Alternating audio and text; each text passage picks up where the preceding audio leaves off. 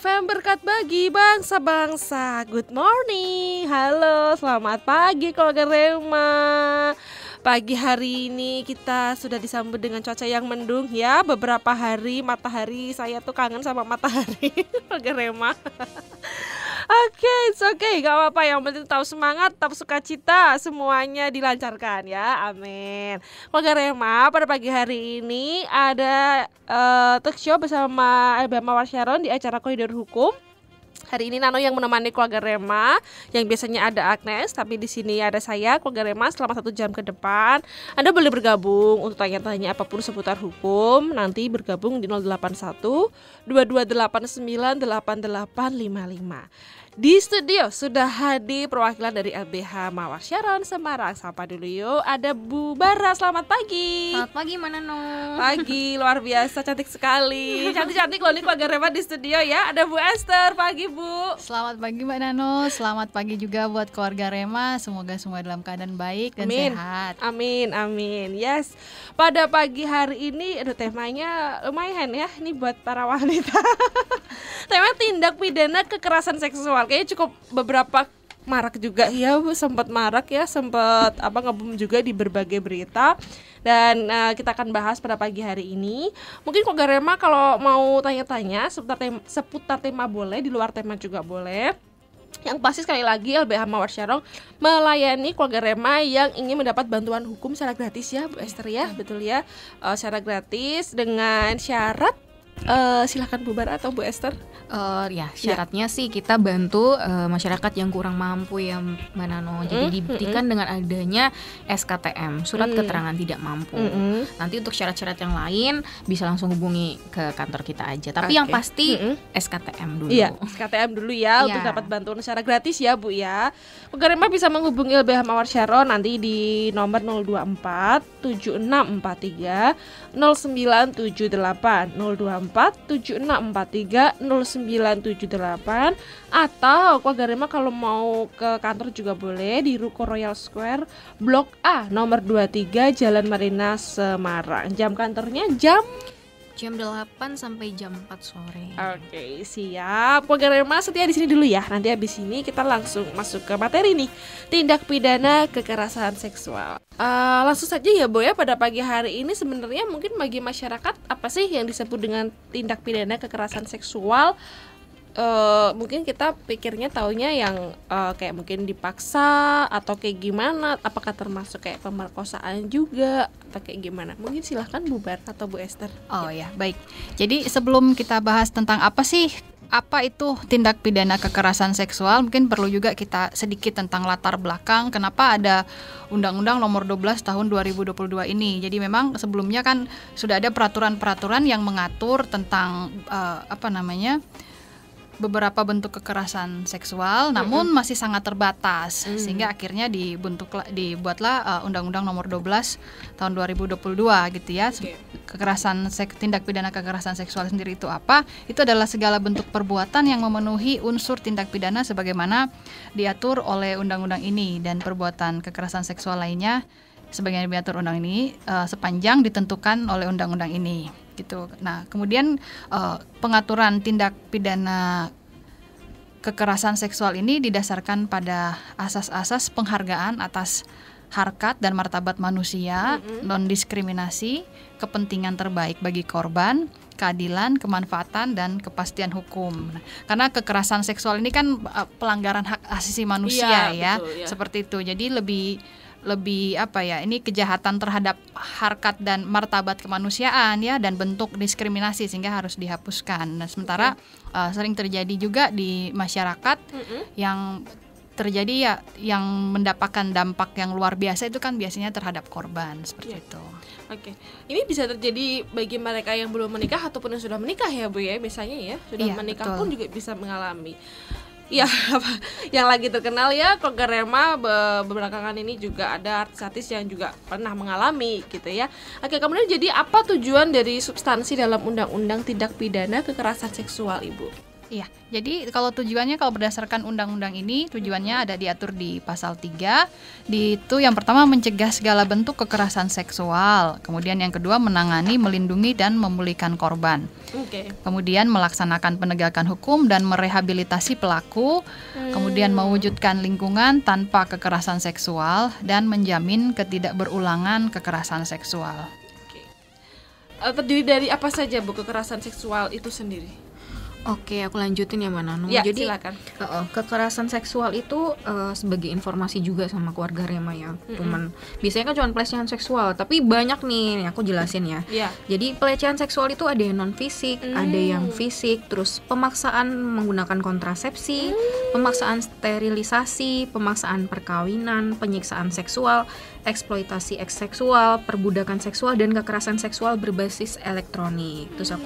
Terus kemudian tindak pidana kekerasan seksual itu juga meliputi apa aja sih ya? Pernah kita dengar ya, perkosaan, perbuatan cabul, terus persetubuhan terhadap anak, perbuatan cabul terhadap anak atau eksploitasi seksual terhadap anak, kemudian ada perbuatan melanggar kesusilaan yang biasanya bertentangan dengan kehendak korban, kemudian ada pornografi juga, pornografi yang melibatkan anak, terus yang memuat kekerasan dan eksploitasi seksual, kemudian ada pemaksaan pelacuran, tindak pidana perdagangan orang, kemudian ada kekerasan seksual dalam lingkup rumah tangga yang kemarin lagi viral, kemudian ada tindak pidana pencucian uang yang tindak pidananya berasal dari kekerasan seksual itu sendiri, dan yang terakhir ada tindak pidana lain yang dinyatakan secara tegas terhadap tindak pidana kekerasan seksual sebagaimana diatur dalam undang-undang ini. Baru tahu kalau ternyata pemaksaan pakai kontrasepsi itu juga kekerasan seksual ya. Iya. Saya pikir kayak kayak gitu tuh berarti bisa dikasuskan ya kalau ada mungkin yang pemaksaan seperti ini. Oke, kalau yang non fisik tuh bisa agak sedikit diceritakan Bu. Contohnya apa kalau yang non fisik? Misalnya kayak kalau aku bisa kasih gambaran kayak video kan gini ya. Dia merekam misalnya contoh lagi mandi, kan itu kan meskipun tidak secara langsung tapi melalui elektronik ya gitu. Oke, sip. Oke. Jadi paham ya. Untuk pidananya sendiri seperti apa, Bu? Kalau untuk pidananya sendiri ini ada dipidana karena perbuatan seksual secara non fisik ya, di mana setiap orang yang melakukan perbuatan seksual secara non fisik yang ditujukan terhadap tubuh, keinginan seksual, organ reproduksi dengan maksud merendahkan harkat dan martabat seseorang berdasarkan seksualitas dan atau kesusilaannya dipidana karena pelecehan seksual non fisik dengan pidana penjara paling lama 9 bulan dan pidana denda paling banyak 10 juta rupiah. Itu kalau yang non fisik ya. Kalau ada lagi yang dipidana dengan pelecehan seksual fisik, di mana setiap orang yang melakukan perbuatan seksual secara fisik ditunjukkan terhadap tubuh, keinginan seksual, organ reproduksi dan yang dimaksud merendahkan harkat dan martabat seseorang berdasarkan seksualitas atau kesusilaannya yang tidak termasuk dalam ketentuan pidana lain yang lebih berat dengan pidana penjara paling lama 4 tahun dan denda paling banyak 50 juta. Itu kalau yang perbuatan seksual secara fisik tapi terhadap tubuh ya. Ada juga yang melakukan perbuatan seksual secara fisik ditujukan oleh keinginan seksual juga, organ reproduksi menempatkan seseorang di bawah kekuasaannya secara melawan hukum, baik dalam maupun di luar perkawinan. Ini kan tadi yang sebelumnya itu harkat martabat, yang ini di luar perkawinan dipenjara paling lama 12 tahun dan pidana paling banyak 300 juta rupiah. Dan yang terakhir, setiap orang yang menyalahgunakan kedudukan wewenang, kepercayaan atau perbawa dalam timbul dari tipu muslihat atau hubungan keadaan atau memanfaatkan kerentanan, ketidaksertaan atau ketergantungan seseorang, memaksa dengan penyesatan menggerakkan orang itu untuk melakukan atau membiarkan dilakukan persetubuhan atau perbuatan cabul dengannya atau dengan orang lain dipidana dengan pidana penjara paling lama 12 tahun dan pidana denda paling banyak 300 juta rupiah. Bagaimana Bu agar tidak tindak pidana pelecehan seksual baik fisik maupun non fisik tadi itu dapat diproses hukum? Jadi gini, sebagai informasi, kalau pelecehan seksual itu kan termasuk delik aduan, dimana kalau mau ini diproses secara hukum, yang melakukan aduan itu sendiri, yang melaporkan adalah korbannya sendiri, ya begitu. Dengan bukti tentunya ya, dengan bukti-bukti.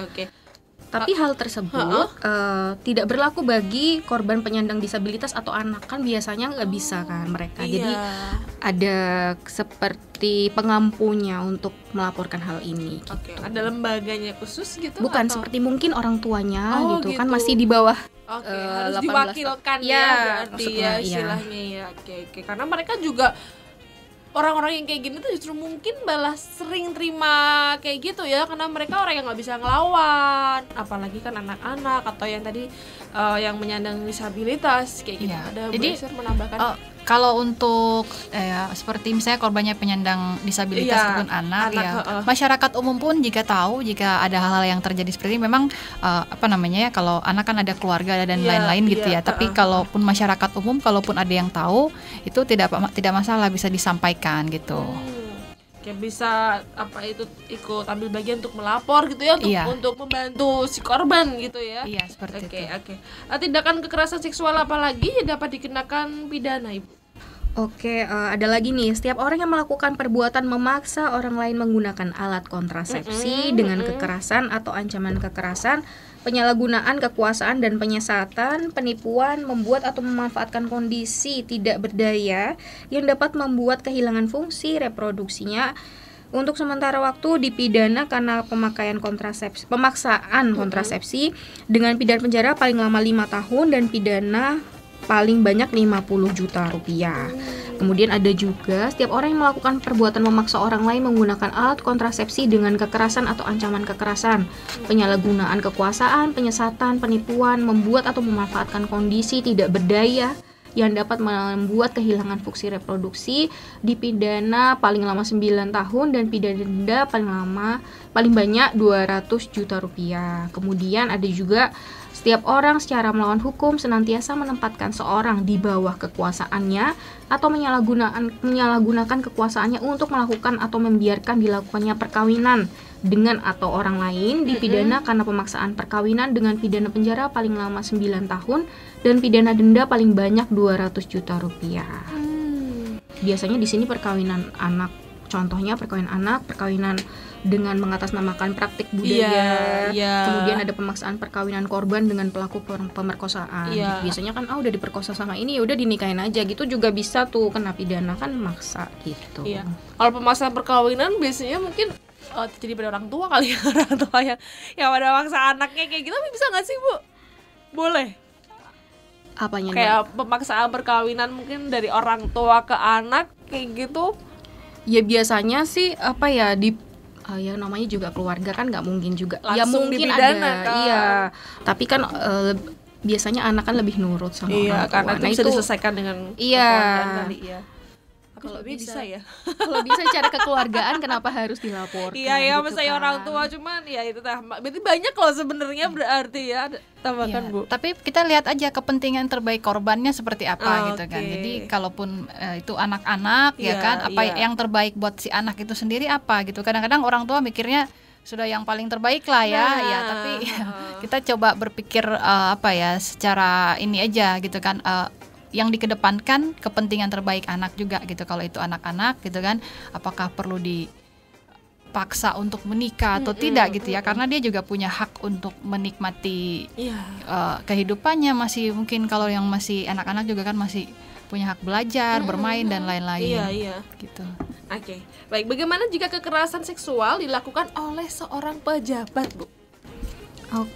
Kalau misalnya setiap pejabat ini dalam ketentuan pasal 11 sampai dengan 14, setiap pejabat atau orang yang bertindak dalam kapasitas sebagai pejabat resmi atau orang yang bertindak karena digerakkan atau sepengetahuan pejabat melakukan kekerasan seksual terhadap orang dengan tujuan intimidasi untuk memperoleh informasi atau pengakuan dari orang tersebut atau pihak ketiga, persekusi atau memberikan hukuman terhadap perbuatan yang telah dicurigai atau yang dilakukannya, atau memperlakukan atau merendahkan martabat atas alasan diskriminasi dan atau seksual dalam segala bentuknya dipidana karena penyiksaan seksual dengan pidana penjara paling lama 12 tahun atau pidana denda paling banyak 300 juta rupiah. Kemudian ada juga setiap orang dengan kekerasan atau ancaman kekerasan atau dengan menyalahgunakan kedudukan, wewenang, kepercayaan, pembawa yang timbul dari tipu muslihat atau hubungan keadaan, kerentanan, ketidaksetaraan, ketidakberdayaan, ketergantungan seorang, penjeratan hutang atau memberi bayaran atau manfaat dengan maksud untuk mendapatkan keuntungan atau memanfaatkan organ tubuh seksual atau organ tubuh lain dari orang yang ditujukan terhadap keinginan seksual dengannya atau dengan orang lain dipidana karena eksploitasi seksual dengan pidana penjara paling lama 15 tahun atau pidana dengan paling banyak 1 miliar rupiah. Ini kalau aku mau jadi contohkan, kalau di sidang pengadilan tuh biasanya ditanya apa nih iming-iming yang ditawarkan sama si pelaku terhadap korban. Biasanya kayak gitu, karena nanti kena unsur yang mana nih, apa ada iming-iming atau mungkin pemaksaan. Jadi kan yang tadi sedikit dijelasin. Kemudian setiap orang secara melawan hukum menempatkan seseorang di bawah kekuasaannya atau orang lain dan atau menjadikannya tidak berdaya dengan maksud mengeksploitasinya secara seksual dipidana karena perbudakan seksual dan pidana penjara paling lama 15 tahun dan pidana paling banyak 1 miliar rupiah. Itu sih. Ya, jadi kita udah mulai gak ngerti ya. Jadi ya pejabat pun juga nggak kebal hukum harusnya ya. Biasanya kan memanfaatkan jabatannya. Nah iya, dengan mereka ngerti-ngerti tertentu. Mau naik jabatan nggak? Kalau nggak ini gitu. Bisa yang lain juga sih. Oke, Nana balik lagi keluarga Rema. Aduh, masih bahas tentang kekerasan seksual. Ya, kita tuh ngobrol-ngobrol ya keluarga Rema tadi bahwa memang ini tuh hal yang kayaknya tuh penting gitu. Tapi kadang untuk korbannya pun untuk melaporkan, untuk menunjukkan kalau dia tuh sebagai korban kekerasan seksual nggak mudah ya Bu ya.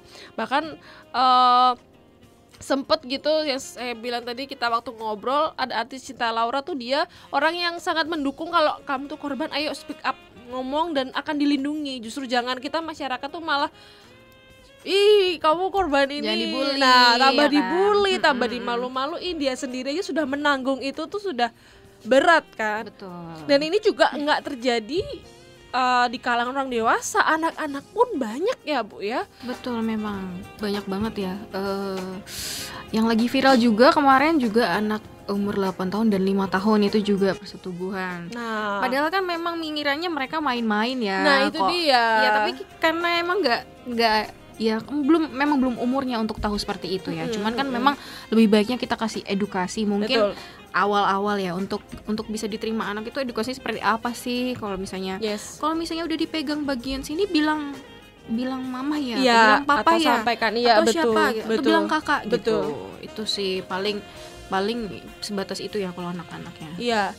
Ya, kita kan ada acara Bunda juga ya setiap hari Senin itu juga psikolog itu bilang ada bagian-bagian yang bahkan mungkin mama papa tuh istilahnya kalau anak cewek berarti papa jangan terlalu ikut, kalau anaknya cowok berarti mama yang tidak terlalu itu sudah mulai diajarin gitu. Bahkan guru pun juga bukan orang yang kita bisa kasih percaya full deh kayaknya ya Bu ya. Kita harus belajar juga gitu. Ada guru-guru yang memang bisa dipercaya, tapi ada juga yang justru malah dia pelakunya, karena kan anak-anak kan itu tadi karena mereka masih kecil, mereka nggak ngerti, nggak sadar kayak gitu.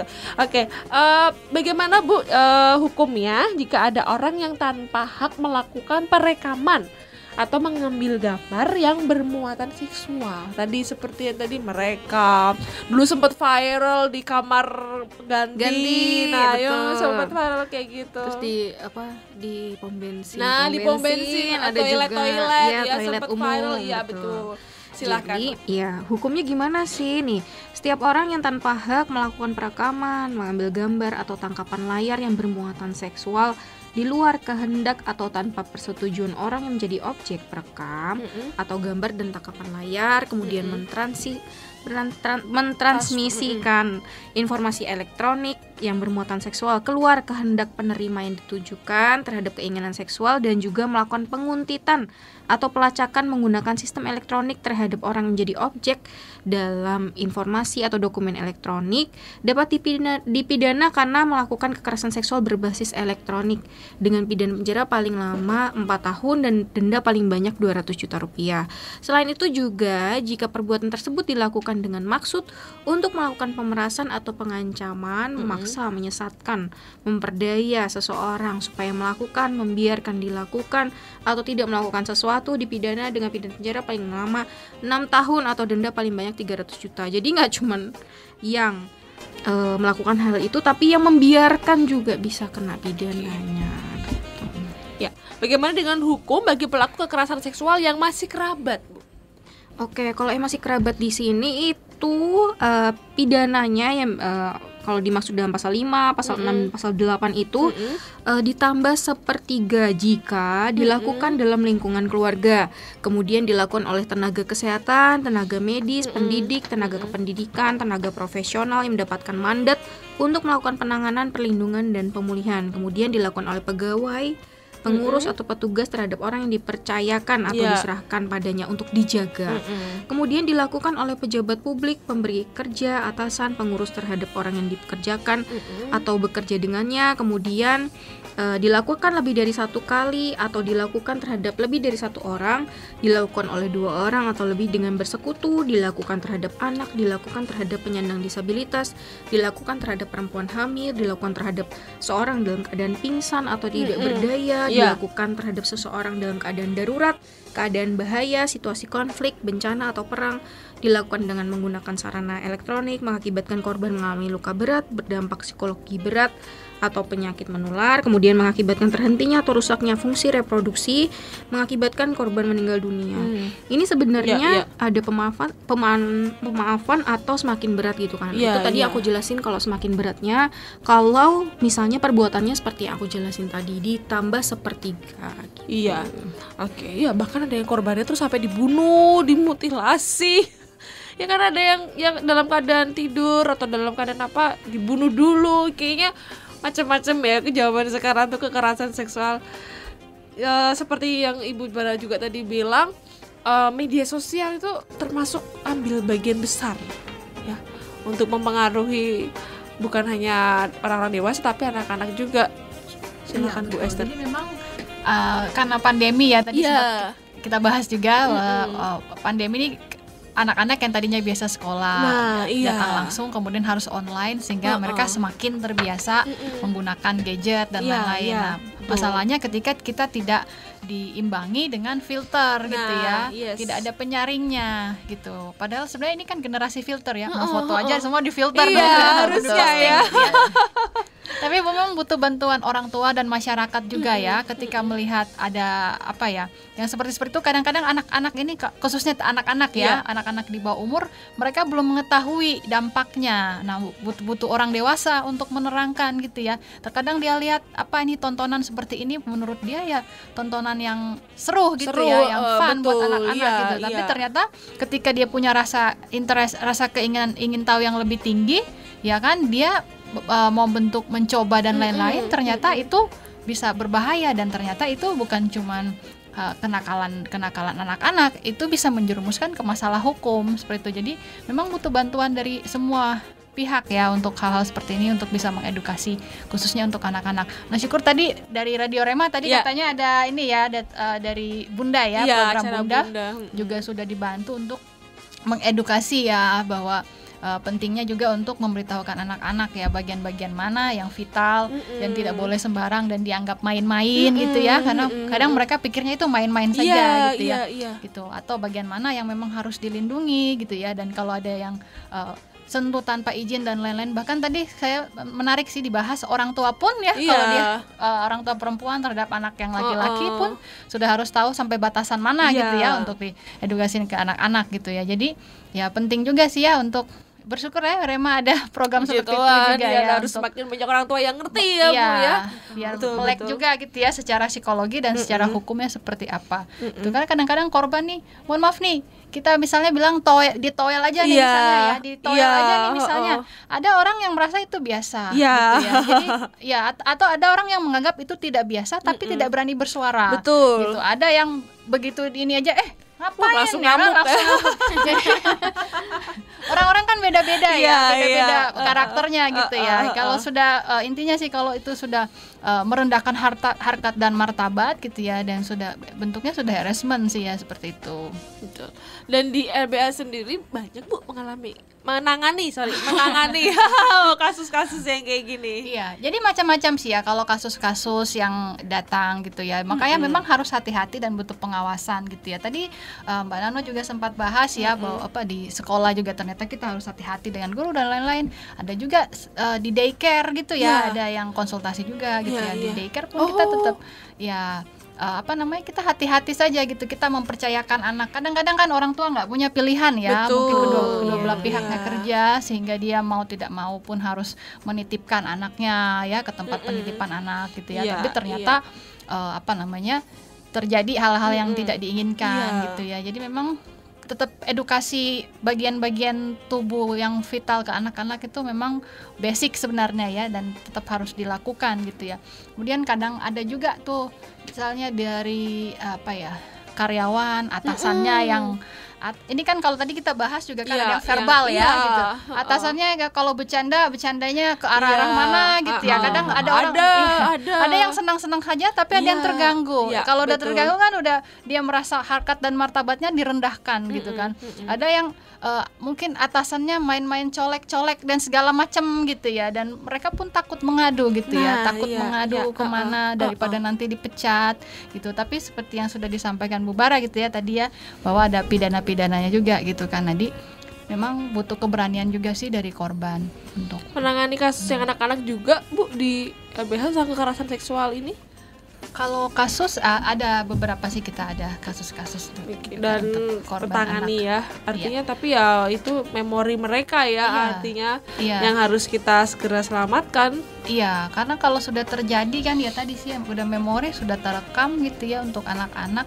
Nah, perlu juga diedukasi apa dia merasa itu main-main atau hal seperti apa gitu ya, dan kadang jadi dia merasa harkatnya rendah gitu ya, maksudnya jadi lebih rendah diri dari teman-teman lain juga bisa mempengaruhi. Itu memang butuh bantuan balik lagi sih masyarakat juga, dan butuh mungkin untuk kasus-kasus tertentu butuh bantuan psikolog juga ya supaya bisa menangani trauma gitu yang tidak ya namanya udah terjadi gitu kan, untuk dihapus dari memori agak susah gitu ya, tapi setidaknya meminimalisir traumatisnya gitu. Ya tadi Bu Esa juga menyampaikan korban untuk lapor aja itu kan bukan perkara yang mudah, karena dia harus mengingat lagi, belum ditanya-tanya kan pasti kan, ditanyakan berarti harus mengingat kejadian itu, mana-mana yang dia harus ceritakan. Nah itu aja sudah beban mental tersendiri ya bagi korbannya. Makanya orang-orang yang korban-korban seperti ini harus kita dukung. Sempat ada artis yang diboykot di TV karena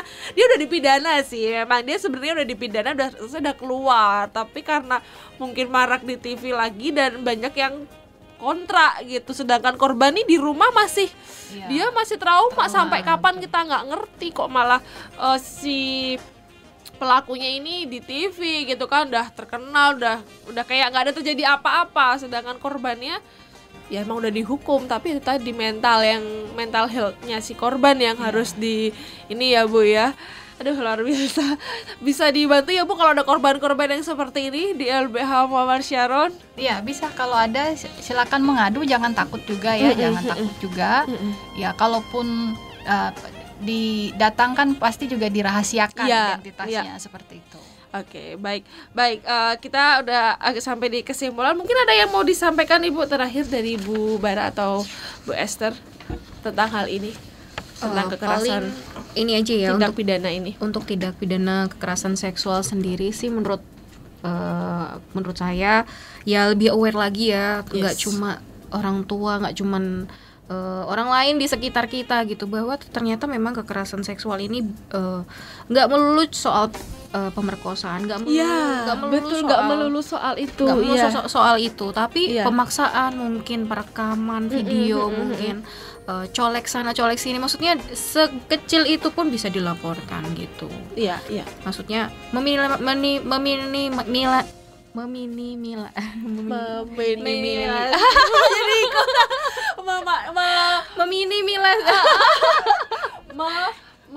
ini apa? Mengurangi kan ya? maksudnya mengurangi Minimalis. Jadi ikut-ikutan ya. Betul, Bu Esther, thank you udah dibenerin. Iya, mengurangi ya, maksudnya adanya tindak pidana kekerasan ini di sekitar kita gitu. Dan kita juga LBH Mawar Saron juga concern terhadap hal ini. Jadi kita pasti menerima, maksudnya untuk konsultasi hukum, mungkin untuk pendampingan terkait dengan kekerasan seksual, kita pasti membantu gitu. Datang aja ke kantor, mungkin untuk masalah-masalah hukum yang lain keluarga Rema juga bisa konsultasi dengan kami. Kalau nggak bisa datang ke kantor, mungkin kejauhan di Marina gitu, bisa juga lewat WA kita gitu di 0812 2858 9195. Atau juga bisa telepon kantor tadi ya, sudah juga disebutkan sama Mbak Nano di 024 764 30978. Yes, oke. Baik keluarga Rema. Dan korbannya tidak harus melulu soal perempuan ya, Bu. Kadang laki-laki juga. Laki-laki kadang malah lebih takut melapor. Iya, karena kan mungkin terkesan ya cowok gitu ya ngapain, tapi ternyata ya kalau dia sudah merasa tadi harga martabatnya sudah diperlakukan, sudah tidak sesuai, tidak benar, ya memang hak dia untuk dapat perlindungan dan pembelaan ya, Bu ya. Aduh, luar biasa sekali keluarga Rema pada pagi hari ini. Obrolan kita bersama dengan Koridor Hukum. Sekali lagi keluarga Rema yang butuh bantuan hukum akan dibantu LBH Mawar Saron secara gratis, nanti dengan syarat atau ketentuan-ketentuan yang keluarga Rema bisa tanya-tanya, sharing-sharing dulu, nggak apa-apa, tanya-tanya dulu, ngobrol-ngobrol dulu. Banyak keluarga Rema yang juga sudah minta nomor HP dari teman-teman LBH untuk dibantu untuk pendampingan berbagai macam kasus gitu ya, Bu. Ya. Yang untuk hari ini tindak pidana kekerasan seksual. Tapi keluarga Rema jika mengalami hal-hal yang lain, Anda boleh sharing, boleh tanya-tanya, datang juga boleh di LBH Mawar Saron, Ruko Royal Square Blok A nomor 23, Jalan Marina Semarang, atau telepon di 024 7643 0978. Sekali lagi thank you so much Bu Esther, Bu Bara. Sehat selalu, sukses selalu. Ketemu next time ya. Baik keluarga Rema, terima kasih untuk kebersamaannya ya pada pagi hari ini. Nano pamit dari acara Koridor Hukum. Diberkati untuk memberkati. Shalom. Shalom.